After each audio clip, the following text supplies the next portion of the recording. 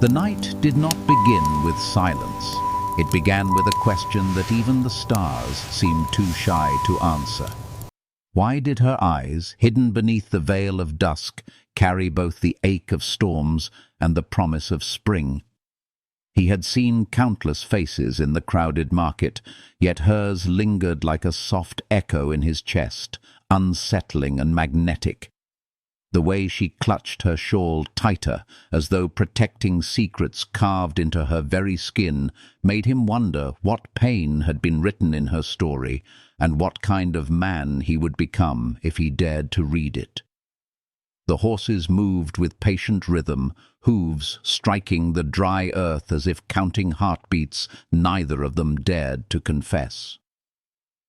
The horizon stretched wide, swollen with gold and crimson, as if heaven itself wanted to reveal some forbidden truth.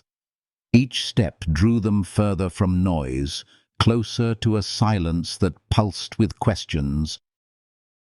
He wanted to speak, yet the words trembled at the edge of his lips, afraid to fracture the fragile thread that had just begun to weave between them. She did not need words. Her presence was a language older than speech, filled with shadows and sparks that could wound and heal all at once. A gust of wind tugged at her hair, and in that instant he saw something that would haunt him forever. The way sorrow and strength lived together in her eyes. It was not fragility, but resilience, born from scars invisible to the world. His chest tightened, not with pity, but with reverence, as though he had been allowed to glimpse a sacred flame. Perhaps that was why he felt compelled to stay near her, because some souls did not ask to be saved. They asked only to be witnessed, and in witnessing, hearts were healed. And so the journey began, not with laughter or comfort, but with a mystery that bound them closer than words could. Each mile of open land whispered promises neither dared to voice, yet both secretly longed to keep. If you feel this story touch a quiet corner of your heart, let it rest there for a moment, and if you find healing in its warmth, I gently invite you to share that light. Leave a like, let your voice linger in the comments, and subscribe to walk with us further into this path where tenderness and truth meet. For the story is only unfolding, and what waits ahead is far more than either of them, or you, could have ever imagined. The road stretched on, the storm clouds gathering, and with them the first test of whether hearts could endure what fate was preparing to reveal. The first warning came as a shiver through the air. The horizon, moments before brushed in amber and rose, darkened into a bruise that spread across the sky. He had ridden these plains long enough to know the weight of that silence, the kind that pressed against the lungs and told every living thing to seek shelter. The storm was not yet upon them, but it was coming fast, and the land itself seemed to hold its breath. His hand tightened on the reins. He turned to see if she understood, if she sensed what was racing toward them. To his surprise, she was already watching the clouds with eyes that did not flinch, her shawl whipping like a banner around her face.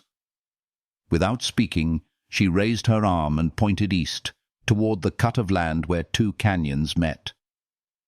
Her hand moved not in panic, but with a calm assurance, a gesture as steady as prayer. He had been preparing to steer north, toward a line of cottonwoods, but something in the certainty of her eyes stopped him. He gave the bay its head, and together they pressed forward, hooves striking against earth that already carried the taste of electricity. The storm's shadow rolled over them. Wind scoured the plain, hot, then suddenly cold, a clash of seasons in a single breath.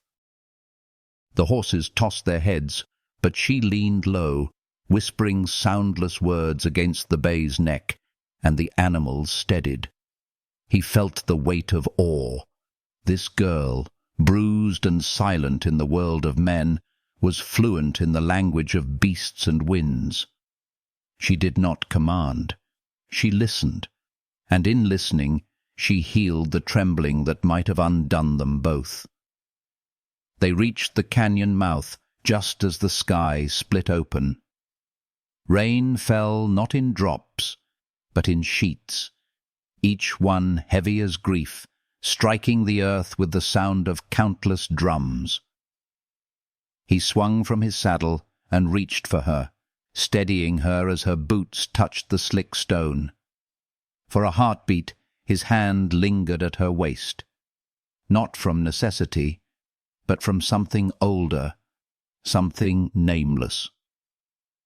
She looked up at him, eyes glistening, and in the storm's roar he thought he saw gratitude and trust where once there had only been guarded silence. They pressed deeper into the canyon. Water coursed along the rock, threading into rivulets that shone like silver veins. The storm howled above them, but inside the shelter of stone walls there was a strange peace, like the stillness found at the heart of a hymn. She knelt near the bay, smoothing the animal's trembling flank, her movements slow, deliberate, almost ritualistic. He watched as the horse calmed beneath her touch, the same way a fevered child settles under a mother's hand. Healing radiated from her in ways she might never recognize, and he felt it seep into him as well. Lightning tore the sky, illuminating the canyon in a burst of white fire. For an instant he saw her face unveiled, wet with rain, framed by strands of hair clinging like ink to her skin. It was not beauty in the shallow sense, but something rarer, forged from endurance and quiet strength. He thought of the countless nights he had spent beneath this vast sky, alone with his scars, and for the first time he wondered if solitude had been his prison all along. The storm raged for hours, but within their hollow of stone, time softened. He found dry wood tucked in a cleft and coaxed a flame, its glow painting warmth on the canyon walls. She sat across from him, knees drawn close, her gaze shifting between the fire and his face. No words passed, yet the silence was not empty. It brimmed with questions, with possibilities, with the tender ache of two lives brushing against the edges of change. When the thunder at last retreated and the sky opened to reveal stars washed clean, he felt the shift within himself. The land smelled of wet earth and renewal, as though the storm had swept away the weight of years. She reached toward the fire, palms open, and for the first time he noticed the fine scars along her wrists, pale lines like faded lightning. He did not ask. He only looked at her as if memorizing each mark, silently promising that whatever story those scars carried, they no longer needed to be borne alone. The horses dozed, the storm spent, and the canyon cradled them in its healing hush. He leaned back, watching the stars wheel above the jagged rim, and felt the kind of peace that arrives only after surviving chaos. She shifted closer to the fire, and though she did not speak, her presence said enough, that sometimes healing comes not through words, but through being sheltered together when the world outside howls. By dawn, the plains would glisten, the air sweet with renewal, and their journey would continue. But something unspoken had already begun to bind them, born of wind and rain, silence and fire, scars and trust. And as the first bird called into the breaking light, he knew the storm had not only washed the sky, it had carved the first path into both their hearts, leading them to places neither could yet imagine, but both longed to discover. Morning unfurled like a hymn across the canyon walls, soft gold spilling over stone, brushing their faces with the gentleness of a new beginning. The storm had passed, leaving the world washed clean, the earth breathing freshness, and even the horses moved with a quiet ease, as if the night's fury had never touched them. He stirred from where he had leaned against the rock, the embers beside him faintly glowing, and his first sight was her, kneeling in the pale light, fingers trailing through the rivulet of water still running between stones. Her eyes reflected the dawn, and for an instant it seemed as though she had captured the very sky inside her gaze. He rose silently, not wanting to disturb the fragile serenity that wrapped around her. The land was still, as if listening. When she turned, her shawl slipped back from her shoulders, and he caught the full grace of her face in the morning glow. There was no mask, no guarded veil, only the raw, quiet truth of someone who had endured storms both within and without, and still carried light. He wondered if she knew how healing her presence was, how her silence spoke volumes more tender than any poem. The trail awaited, and yet neither of them rushed. He saddled the horses slowly, every motion deliberate, as though stretching each second so it would not vanish too soon. She helped without being asked, her hands gentle but skilled, knowing the straps and buckles with the ease of someone who had lived close to animals all her life. When her fingers brushed his while passing the reins, it was a brief touch, but it lingered in his chest like warmth spreading from a single flame. They rode out together, the canyon opening to a landscape softened by rain. Wildflowers had lifted their heads, fragile yet unbroken, droplets clinging like jewels. The air smelled of renewal, and with every breath he felt something inside him loosening, as though years of dust were being washed away. She tilted her head back once, letting the wind pull her hair free, and though she did not laugh, the quiet joy in her eyes was its own song. He carried that image as though it were a blessing. At noon they reached his land, a stretch of prairie rolling into hills, dotted with oak and mesquite, the double H branded on the fence posts, weathered by time. The ranch had known both bounty and hardship, but to him it was home. He had returned from battles and long cattle drives, always to these same fields. Yet today, riding through the gate with her beside him, it felt transformed. It was no longer just his refuge. It was becoming a place where she too might belong. She dismounted lightly, her boots touching the soil as though it recognized her. The animals in the corral stirred, restless, until her gaze found them. She walked forward, slow and unthreatening, and the nervous mare that had resisted every hand stilled beneath her touch. He watched, heart caught between disbelief and reverence, as the animal lowered its head into her palm. Healing radiated from her like quiet sunlight, easing the pain of beasts and men alike. He had spent years trying to gentle that mare, but she had done it in moments, not with force, but with understanding.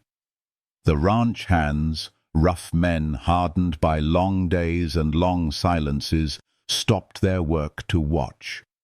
Whispers travelled among them, half wonder, half superstition, but none dared interrupt. She was not showy in her gift. She moved with humility, as though unaware of how extraordinary she was. He felt pride swell within him, pride and a tenderness he had never allowed himself before. Inside the house he lit a fire. the scent of cedar filling the room. She explored cautiously, fingers brushing across shelves of worn books, the old guitar resting silent by the hearth, the photographs of men and horses long gone. It was as though she could read the layers of his life, not through words but through presence, and in her quiet way she honored them all. When she paused by the window, sunlight framing her in soft gold, he knew she was no longer just a guest in his home. She was becoming its heart. That night, the ranch settled into stillness. He sat across from her at the long wooden table, the glow of lamplight wrapping them in intimacy. She ate sparingly, grateful for each offering, her hands delicate around the cup he poured. When their eyes met, there was no need for speech. Something larger than language filled the room. Outside, the night stretched wide and star-strewn, a reminder that the world was vast and uncertain. But here, in this circle of warmth, there was a promise taking root, fragile, healing, unspoken, yet undeniable. As the fire crackled and the walls hummed with quiet, he knew their journey together had only just begun. The storm had carried them here, but it was the calm after that revealed the truth. Two souls, once strangers, now tethered by something deeper than chance.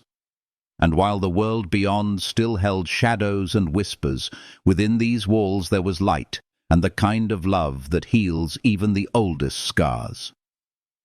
The first rumors arrived like dust carried on the wind, small, dry, irritating, but clinging to every corner once they settled. At first, it was nothing more than whispers in the town's saloon, a passing comment outside the blacksmith's shop.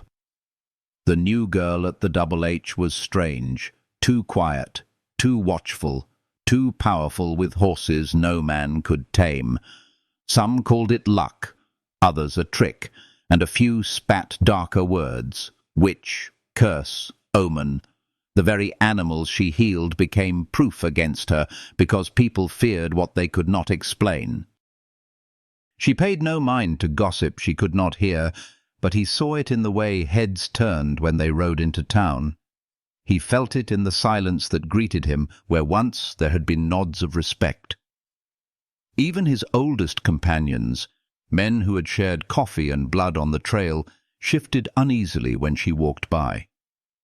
Healing was never questioned when it came from a doctor's hands, but when it came from a girl's stillness, it threatened the order men thought they knew. At the ranch, life carried its rhythm. She worked from dawn until stars burned overhead, her touch mending more than animals. A cow gone lame walked steady after her care.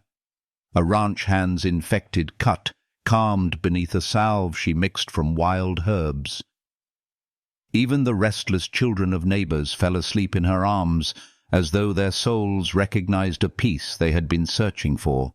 Healing flowed from her without effort, like water seeping through stone, patient and unstoppable. He watched her closely, not out of suspicion but devotion. Every gesture taught him something he had forgotten. That gentleness could be stronger than force, that silence could speak more than a room full of words. Sometimes, at twilight, he found her sitting with the lame mare she had calmed weeks before, their breathing slow and matched, two beings stitched together by invisible threads of trust. It was then he realized she was not simply part of his world now. She was changing it, reshaping what he believed strength truly was. But the world outside the ranch was less forgiving. One evening, when he rode into town for supplies, he caught sight of 3 men gathered near the general store, their voices low but sharp. His name was mentioned, followed by hers, and the words, unnatural and dangerous. When he stepped into the light, the talk died. but suspicion burned in their eyes. He returned home with a weight pressing against his chest, knowing that sooner or later the mutterings would grow teeth. The breaking point came during the harvest fair. Neighbors gathered to trade, dance, and share stories under lantern light. She came with him, wrapped in a dress simple but radiant, her presence softening the rough edges of the night. For a while, laughter carried them, and he thought perhaps the rumors had been nothing more than smoke. But then a child tripped near the bonfire, his small arm bent wrong, pain sharp in his cry. Panic broke, mothers rushing forward, men shouting for a doctor who was nowhere near. Before anyone could stop her, she knelt beside the boy, hands steady, eyes clear. She touched his arm with tenderness, not force, and spoke not with words, but with her presence. Slowly, impossibly, the boy's cries faded. When she stood, the child's arm was straight, his tears dried. He clung to her skirt, unafraid, and she smiled with relief as though nothing miraculous had happened at all. But silence had fallen over the crowd. Instead of gratitude, suspicion hardened. Someone hissed, "Witchcraft!" Another spat. The boy's mother snatched him away, eyes torn between awe and fear.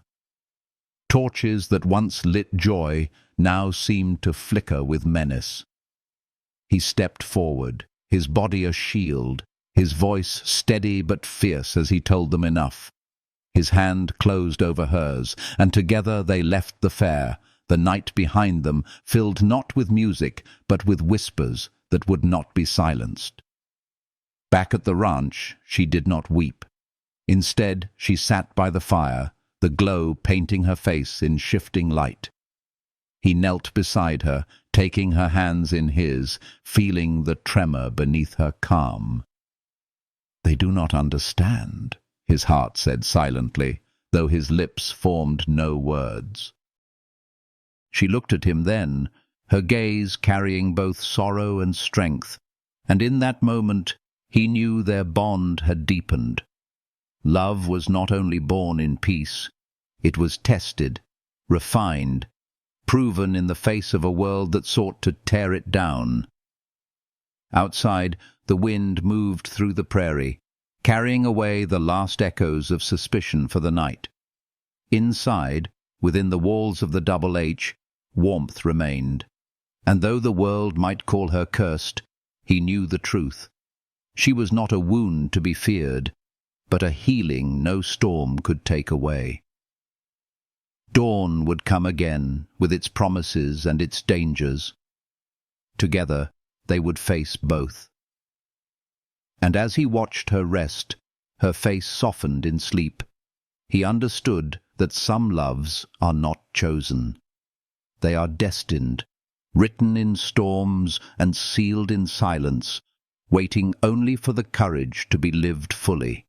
Fire came before dawn. The first lick of smoke reached his senses while the stars were still fierce in the sky, a bitter coil that stung the back of his throat. He was on his feet in an instant, boots striking the floorboards, heart hammering not from surprise, but from the instinct of a man who had lived too long with enemies near. By the time he flung open the door, orange light was already blooming against the dark, barn walls trembling with flame. The crackle was greedy, alive, a beast that sought to devour everything they had built. She was beside him before he called her name, shawl pulled close, eyes wide but unbroken. The fire painted her face in wild strokes of gold and red, and he felt the cruel echo of every whispered rumor, every accusation now set alight before them. This was no accident. Hatred had hands, and those hands had struck while the world slept. They rushed to the corral, his voice low and urgent, hers silent but steady as she moved among the panicked animals. The horses screamed, eyes rolling white, hooves striking against wood. Yet when she lifted her hands, palms open, calm poured from her like water over stone. Her presence stilled them enough for him to wrench the gates free, leading the animals into the open fields. Sparks fell like stars around them. But no beast bolted. Each followed as if tethered to the quiet gravity she carried. Flames clawed higher, swallowing beams, collapsing roof. He fought with buckets, with his bare hands, anything to wound the monster devouring his home. But it was she who steadied him, her touch at his arm keeping him from rushing too far into death's maw. In her gaze was not fear, but resolve, as if she reminded him that some battles are not won by defiance, but by endurance, by choosing life over ashes. When the fire at last sank into a smouldering ruin, dawn broke across the prairie. Smoke curled skyward, grey ribbons against pale light. Neighbours gathered, drawn by the glow, their faces shadowed with both pity and unease. None confessed to what had been done, but guilt hung in the air thicker than the smoke itself. He stood tall beside her, her hand caught in his, their silence louder than any accusation. Let them look. Let them see that no fire could burn away what bound them. In the days that followed, something shifted. Men who once whispered began to bring timber. Women who once averted their eyes left bread and milk at the gate. Perhaps it was shame, or perhaps it was the undeniable truth that the ranch still stood, that she still stood. Her gift, once cursed, now seemed a shield. They could not deny the animals grazing safe in the field, or the children who sought her company with unshaken trust. Healing, quiet and persistent, began to seep into the very soil of the Double H. One evening, as the sun sank low and painted the land in tender rose, he found her sitting on the porch, hair loose around her shoulders, face softened by light. He sat beside her, their silence an old friend, and after a long while he reached for her hand. She did not pull away. Instead, her fingers curled into his, fragile, yet certain. In that simple union, the weight of fire and fear dissolved. Love, once only a whisper between storms, had become a vow spoken without words. The stars came out, patient and eternal, and he pressed a kiss to her knuckles, reverent as a prayer. She turned to him then, eyes shimmering with both weariness and hope, and he knew that though the world might try again to break them, they had already chosen each other in the ashes. Their hearts were no longer separate shelters. They were one home, one fire, one healing light that no darkness could erase. And as the night settled around them, he understood that love was not proven in quiet days, but in trials survived. The fire had tried to take everything, but instead it had given them clarity, that together they were unburnable. And what waited ahead, though unknown, would be faced side by side. Two souls, tempered, bound, and unafraid. The weeks that followed carried the rhythm of both rebuilding and quiet defiance. Charred beams were pulled down, new timbers raised, and though scars of fire lingered on the land, life refused to bow. Each morning she rose before the sun, walking barefoot across dew-soaked grass, her hands brushing the herbs she had planted in the sheltered garden. Healing grew there. Lavender, sage, wild mint, each leaf a whisper of renewal. When she gathered them, It was as though she gathered fragments of peace to weave back into their days. He often stood at the doorway, watching her, struck by the serenity she carried, even after being tested by flame and suspicion. Yet not all hearts in town had softened. A group of ranchers, bitter and threatened by what they could not understand, began to stir unrest. They spoke of order, of tradition, of danger. Their voices found eager ears among those who clung to fear. One evening, word reached him that a meeting was planned at the old hall, a gathering to decide whether the witch would remain welcome on their soil. Rage rose in him like a storm, but before he could act, she placed her hand upon his chest, steadying the fire in him with the quiet river of her gaze. She shook her head, not in defeat, but in strength. Not with fists, her silence seemed to say, but with truth. And so the night came. The hall was crowded, lanterns casting long shadows across men hardened by years and women weary with rumor. Murmurs filled the air, heavy as thunderclouds. When he entered with her at his side, the room stilled, all eyes turning as if to weigh their fate in a single glance. Voices rose, accusations sharpened, old fears repeated. She bends animals with spells. Children cling to her as if bewitched. No good can come from what defies reason. Before anger could erupt, she stepped forward. Small, slight against the storm of suspicion, yet her presence filled the hall. She said nothing.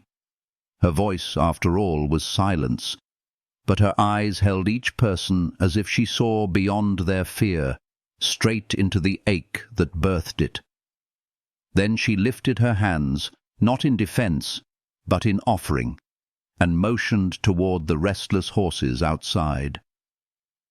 Doubt rippled through the crowd, curiosity threading with suspicion. Together, they led the people out into the corral, where moonlight poured silver over restless hooves. The same mare that once bucked every hand tossed her head, ears pinned, eyes wild. Without hesitation, she entered the pen. Gasps rose, warnings hissed, but she moved as though the animal's fury were no threat. Step by step, breath by breath, she closed the distance, until at last her hand rested against the mare's trembling neck.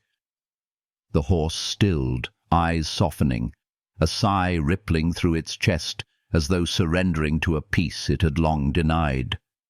The silence that followed was heavier than accusation. In that stillness, suspicion cracked. No incantation had been spoken, no force used, only patience, only understanding, only the healing presence of a woman unafraid of pain. The crowd shifted, men exchanging uneasy glances, women lowering their eyes. For the first time, they saw not a witch, but a heart brave enough to love what others feared. He stepped forward then, his voice steady, carrying across the night. He spoke not of superstition, but of truth, that strength is not always found in the fist, that healing is not to be feared, that love does not destroy, but restores. His words were not polished, yet they carried the weight of a man who had stood against storms and chosen gentleness. When he finished, she turned to him, and without planning, without hesitation, he drew her close. Under the watch of lanterns and stars, before the eyes of friend and foe alike, he kissed her. It was not a kiss of conquest, but of vow, born of fire and trial, sealed in trust. Gasps rippled, but no one moved. The sight of them, scarred man and silent woman, spoke louder than fear. That night, the whispers did not end, but something deeper had shifted. The seed of doubt planted in suspicion had begun to wither, replaced by reluctant respect, perhaps even awe. And as they walked back toward the ranch, fingers intertwined, he knew they had crossed a threshold. Love had not hidden in shadows. It had stood in the open, daring the world to strike. Back at the Double H, beneath a sky stretched with constellations, they sat together on the porch. The air carried the sweetness of sage and the cool promise of night. She leaned her head against his shoulder, and he felt the steady rhythm of her breath, each one a balm to wounds he had carried alone for too long. Healing was not only in her touch, he realized. It was in the way she existed, turning storms into shelter, turning silence into song. And so, with the fire of conflict behind them and the horizon of unknown trials ahead, they rested, not as fugitives, not as outcasts, but as two souls who had chosen each other fully. Whatever came next, they would face it not as fragments, but as a whole, bound by love stronger than fear, steadier than rumor, and more enduring than flame. Winter pressed against the land with a quiet weight, the kind that slowed rivers and made every sound seem sharper in the still air. Frost silvered the grass each morning, and the cattle's breath rose in clouds as the sun struggled to warm the prairie. Life on the Double H adjusted, slower but no less demanding, and through it all she remained steady, a soft flame burning at the heart of every day. Her hands healed not only wounds and fevers, but the weary spirit of the house itself, weaving comfort into every corner like a quilt stitched of patience and quiet love. It was during one of those nights, when the fire burned low and the wind moaned through the eaves, that the first signs came. She sat on the edge of the bed, her hand resting lightly on her belly, eyes luminous with something new, anticipation, wonder, a tenderness deeper than silence. He understood before she spoke a word, though she had no words to give. Life was stirring within her, fragile yet fierce, a promise written in the language of creation itself. His heart trembled with awe. The ranch, once a place only of survival and toil, would soon hold laughter, the tiny heartbeat of a child. Months stretched, marked not only by seasons, but by her growing radiance.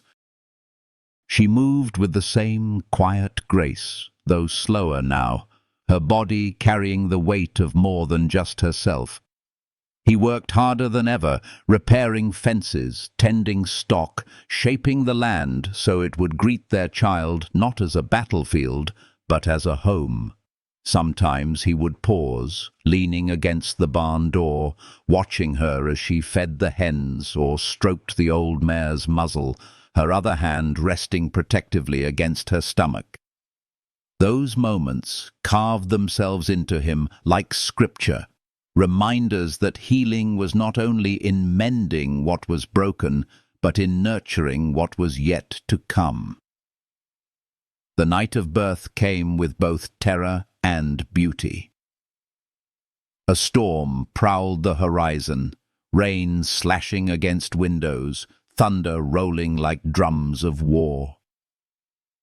He gathered blankets, boiled water, lit every lamp he could, his rough hands clumsy in his desperation. She, though pale with pain, remained calm, her eyes fixed on him with trust that silenced his fear. Hours stretched long, her body bending beneath waves of agony, yet even then she carried strength he could barely comprehend. Between contractions, her fingers found his, clutching with both desperation and devotion. He whispered words he never thought he would say aloud. Prayers, pleas, promises. At last, with a cry that split the night, the child arrived. A daughter, red-faced and fierce, her first breath like thunder answering thunder. He held her with trembling hands, scarcely daring to believe she was real, that this small miracle belonged to them. She was perfect, every detail etched in the soft light, the curl of her fingers, the fragile strength of her lungs, the way her eyes blinked open as if to see a world that had been waiting just for her. He looked at the woman who had given her life, exhausted but radiant, and in that moment he felt something shift irrevocably. Their love was no longer only theirs. It had multiplied, overflowing into a new soul. The storm outside passed, leaving the land washed clean. Within the house, a gentler storm lingered, the quiet awe of new life. She cradled the child against her chest, humming a melody only the heart could hear. He watched them, his chest heavy with gratitude, every scar he carried softened by the sight of his family bound together. Healing was no longer just her gift, it had become their legacy. The house that once echoed with silence now carried the steady rhythm of a newborn's breath, the sound of future woven into the present. Neighbors came in the days that followed, some still hesitant, but most bringing gifts, quilts, jars of preserves, small toys carved from wood. Even those who had once whispered darkest suspicions now found themselves quiet in the face of this undeniable innocence. No one could call cursed the woman whose child laughed with such light, whose presence filled rooms with warmth. And though not all prejudice vanished, something deeper than fear began to grow among them. Respect, perhaps even reverence.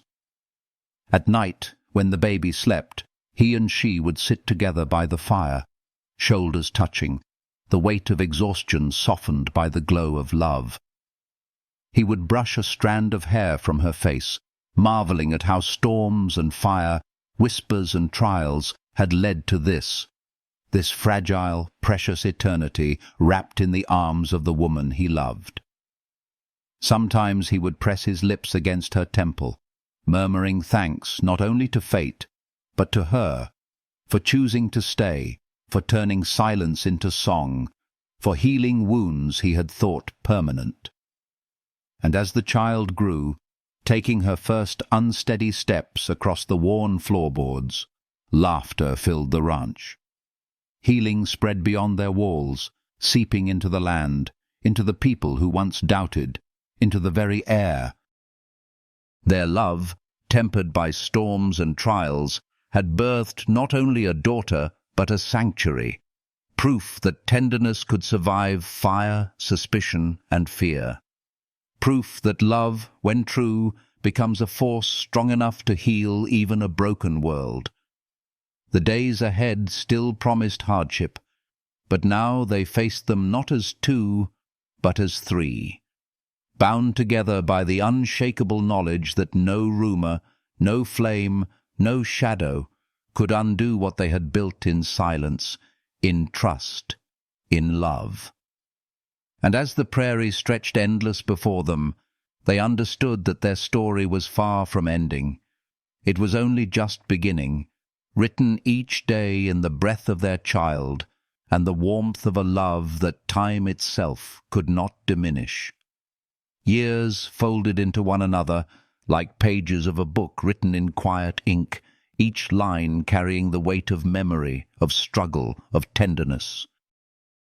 The ranch that once stood scarred by fire now blossomed with life, a sanctuary where laughter outnumbered whispers, where animals thrived beneath the touch of gentle hands, and where a child's voice, clear, bright, and unafraid, rang out like bells over the prairie. Their daughter grew in the rhythm of earth itself, chasing butterflies through fields of wildflowers, riding bareback before her feet even reached the stirrups, listening to stories told in the hush of twilight. Her presence was living proof that healing does not only mend the broken, it creates a new, shaping a world where love becomes legacy. The girl inherited her mother's quiet gift, though in her it came as a voice, bright and melodic, carrying the calm that once lived only in silence. When she sang, even the most restless colt would lower its head, even the most bitter heart would soften. He and she would stand together at the porch, watching their child in wonder, realizing that the trials which once threatened to undo them had instead prepared them for this abundance. The storms, the fire, the cruel suspicion of others, none had destroyed them. Each had tempered their bond into something unbreakable. Neighbors who had once doubted now sent their children to learn at the ranch.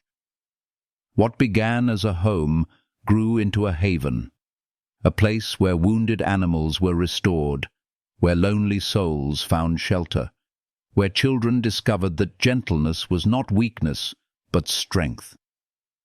Healing spread from their hearth like ripples across water, reaching farther than they could have imagined.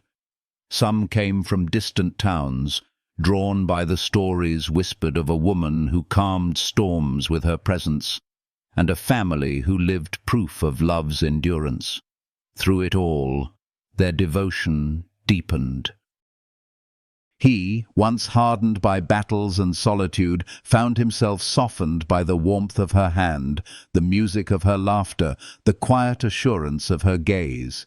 She, who had once borne silence as both burden and shield, now carried it as a gift, her stillness anchoring the lives around her. Together they built not just walls and fences, but trust, woven so tightly into the land that even the prairie winds carried its echo. There were nights when he would hold her close beneath the stars, marveling at how far they had traveled, not only across the plains, but across the fragile terrain of their own hearts. He traced the lines time had etched upon her face, not as losses, but as testimonies of endurance, each one a reminder of love that refused to be extinguished.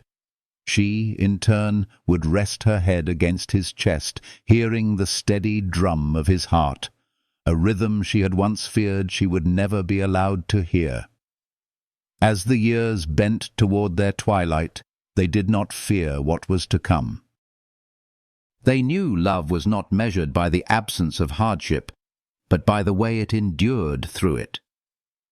Their daughter, now grown, carried the flame forward, a living bridge between past and future. The ranch thrived, not in wealth of coin, but in wealth of spirit, a place where every creature and every soul could find healing, and in their final days, when the sun sank low and painted the fields in gold, they sat together hand in hand, knowing they had written a story. No fire, no rumor, no storm could erase. And so, their tale lingers, not only in the soil of the Double H, not only in the laughter of their child, but perhaps in the hearts of all who hear it. Because love, when true, is not a fleeting flame, but a fire that warms generations. It teaches us that scars are not the end, but the place where light can enter, where healing begins. If this story has touched something tender in you, if it has reminded you that even in silence there is song, and even in scars there is beauty, I gently invite you to let your heart speak back. Leave a comment with your thoughts, share this warmth with others, and if you wish to keep walking with me through tales of love and healing, don't forget to like and subscribe. Your presence here is part of the story too, and together we keep the flame alive.